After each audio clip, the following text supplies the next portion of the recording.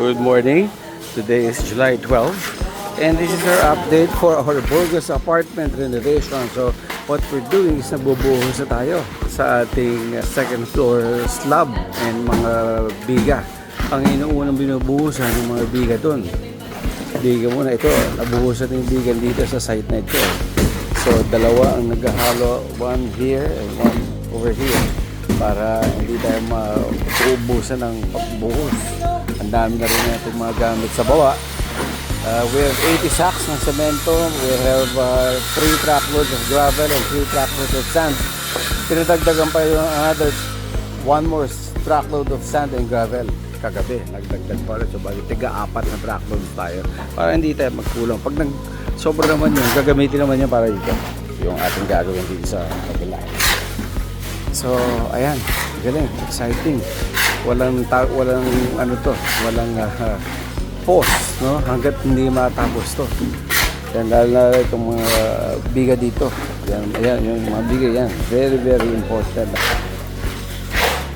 Ang galing na ating team.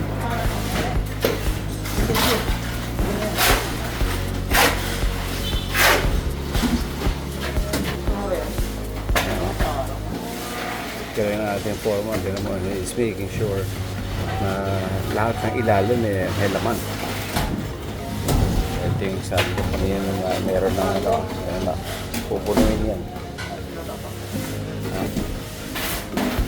If ever you'd be interested or you have a requirement for construction, I highly recommend these people will put their contact information in the video description. Napaka-pusay nila. Dami na lang ginawa para dun sa house natin. Ang gagaling, ayan, no? Ayan, puno na yung ilalim.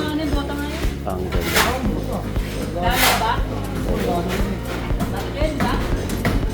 Galing.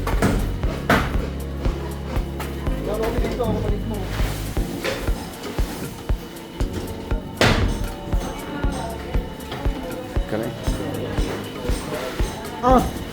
Talaga kayo, binigyan sa akin ha. Ano?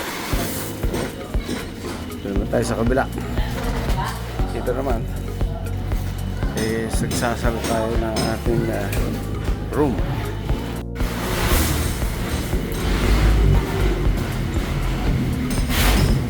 Ang galing nila, oh. Ito sinasara na. After na ito masara, ito naman CR na ito. Pero yan, kailangan kasi pag nag-occupy dito, hindi na sila magagamit ng CR doon. Kasi sarado pa ito. Itong ating hallway. So, pag itong next and then yung CR na yan, ayusin yan. And then this room, this studio type, the last will be here.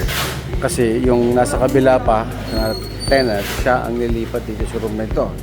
So, once nakalipat na siya, tsaka bubogin to. Bubogin na itong wall dito. Wall dito, including yung wall sa baba. Sa baba naman, ang ginagawa natin yung ating electrical. Yung ating entrada dito, bababa dyan ang 4 na tubo, sasaluhin yan sa baba, nakakonect yan sa baba. Yung tubo na pagdadaanan nila kailangan nakalubog. Ayan, ginagawa naman dito yan. Ayan, dyan nadaan tubo. So this is our update for July 12. Till next time.